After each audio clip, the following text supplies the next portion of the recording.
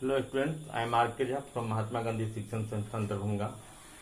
आज हम इस वीडियो में क्लास 9th के लिए केमिस्ट्री का chapter is matter around the cube.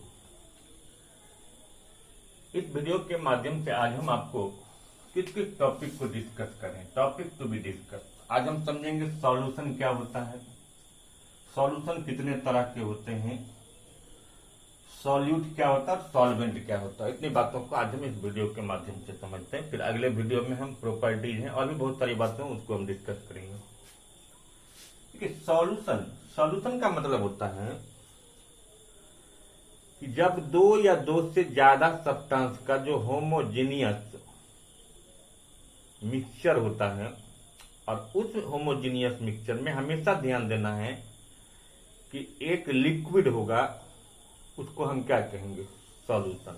तो दो या दो से ज्यादा सब्सटेंस का मिक्सचर होगा, लेकिन उसमें कम से कम एक लिक्विड होना चाहिए और कुछ सॉल्यूट होना चाहिए। ठीक है, अब बीच में यहां ब्रेक लेते हैं कि अब इस सॉल्यूट और सॉल्वेंट है। अगर मान लीजिए आप साल्ट और H2O, अगर हम नमक और पानी का घोल बनाते हैं तो नमक और पानी के घोल में ये सॉल्ट क्या है, ये सॉलिड है, और ये H2O क्या है, लिक्विड है। ठीक है, दो सब्सटेंस का मिक्सचर बना, लेकिन कंडीशंस क्या है कि उसमें कम से कम एक लिक्विड होगा, ठीक है, और एक सॉलिड होगा। अब यहां आते हैं कि सॉल्यूट क्या होता है और सॉल्वेंट क्या होता है। तो जब हम सॉल्यूशन बनाएंगे तो सॉल्यूशन बनाने में सॉलिड भी चाहिए और लिक्विड भी चाहिए। तो जिस सॉलिड को आप लिक्विड में डिजॉल्व करते हैं, मिक्स करते हैं, वो जो सॉलिड है उसको हम सॉल्यूट करते हैं। ठीक है, और उस सॉल्यूट को, यानी उस सॉलिड को जिस लिक्विड में हम डिजॉल्व करते हैं, वो लिक्विड क्या, सॉल्वेंट होता है। इस तरह से सॉल्यूट का मतलब हो गया कि the solid substance that is mixed dissolve in a liquid to get a solution is called solute. Okay, and the liquid in which solute is mixed, solutes are dissolved to get a solution, that liquid is called solvent, and the mixture of solute and solvent is called solution. Okay, इसी में एक आता है true solution. Actually जब भी solution हम बनाते हैं तो सॉल्यूशन बनने के बाद जब ये सॉलिड और लिक्विड का जो मिक्सचर तैयार होता है, ये जनरली होमोजीनियस होता है।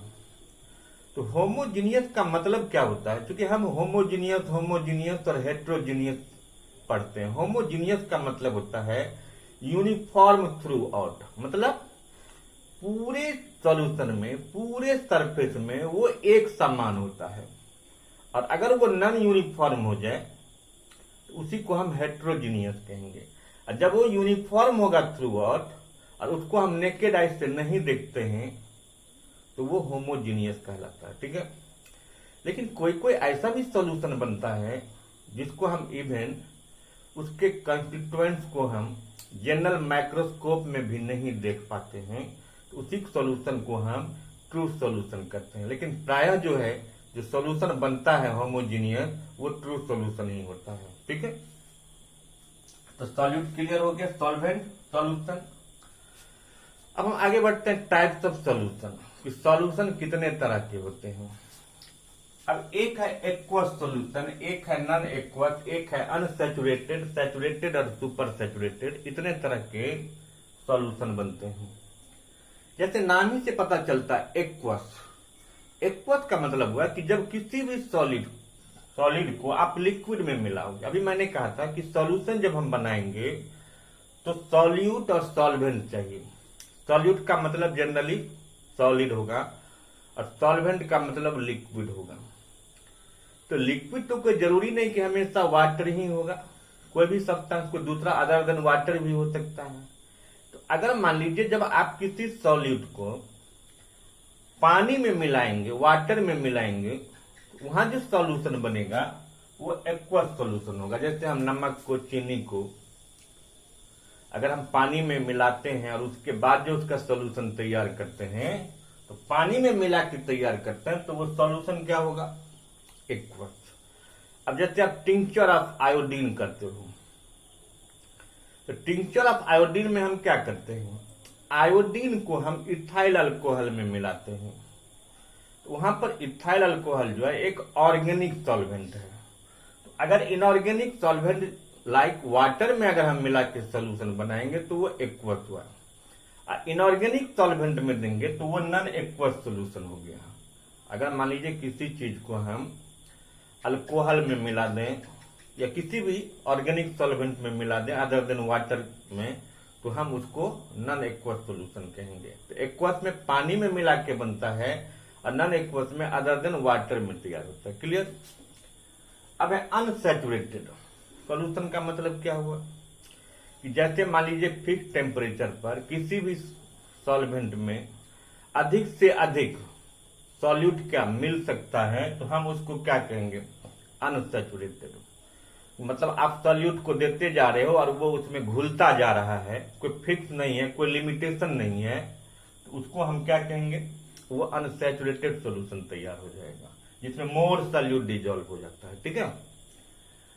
और अगर एक फिक्स सॉल्यूट है कि गिवन टेम्परेचर पर फिक्स टेम्परेचर, जैसे मान लो 100 ग्राम पानी है सपोज, तो 100 ग्राम पानी में अगर रूम टेम्परेचर पर 30 ग्राम कोई सॉलिड अगर मिक्स होता है तो वो सॉल्यूशन क्या, सैचुरेटेड होगा। ठीक है। तो सैचुरेटेड में क्या होता है कि स्पेसिफिक टेम्परेचर पर फिक्स अमाउंट में सॉल्यूट डिजोल्व होता है, और अगर अधिक से अधिक मोर एंड मोर सॉल्यूट अगर डिजोल्व हो गया तो अनसैचुरेटेड सोल्यूशन बन जाएगा। अब फिक्स अमाउंट में अगर सॉल्यूट स्पेसिफिक टेम्परेचर पर अगर डिजोल्व होगा तो उसको हम सैचुरेटेड सोल्यूशन कहेंगे। क्लियर। अब है सुपर सैचुरेटेड।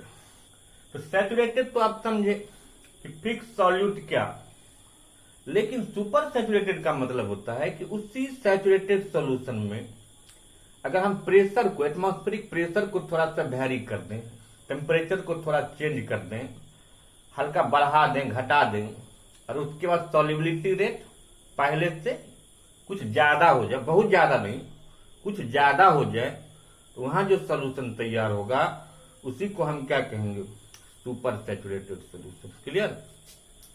तो सॉल्यूशन का मतलब क्या हुआ कि होमोजीनियस मिक्सचर बनेगा सॉल्यूट का और सॉल्वेंट का। ठीक है। जहां सॉल्वेंट ऑर्गेनिक भी हो सकता है, इनऑर्गेनिक भी हो सकता है। अगर सॉल्वेंट ऑर्गेनिक है तो नॉन एक्वस सोल्यूशन बनेगा, इनऑर्गेनिक लाइक H2O है तो एक्वस सोल्यूशन बनेगा। जिसमें अधिक से अधिक सॉल्यूट डिजोल्व होगा वो अनसैचुरेटेड बनेगा, जिसमें फिक्स अमाउंट में सॉल्यूट डिजोल्व होगा वो सैचुरेटेड होगा। और टेम्परेचर और प्रेशर को थोड़ा सा अल्टर करने से अगर थोड़ा सा सॉल्युबिलिटी रेट क्या बढ़ जाता है तो उसी को हम क्या करते हैं, वो सैचुरेटेड नहीं, अब वो सुपर सैचुरेटेड सॉल्यूशन हो जाएगा। ठीक है।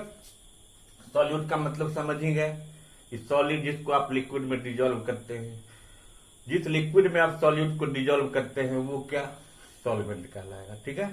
तो फिर हम अगले वीडियो में इसी सॉल्यूशन का और कुछ पार्ट्स हैं, इसके प्रॉपर्टी जैसे हैं अनसैचुरेटेड के, सैचुरेटेड के, सॉल्यूशन के क्या प्रॉपर्टीज है, फिर हम उसको अगले वीडियो में छोटा छोटा सा करके बताते हैं। ठीक है। Thank you.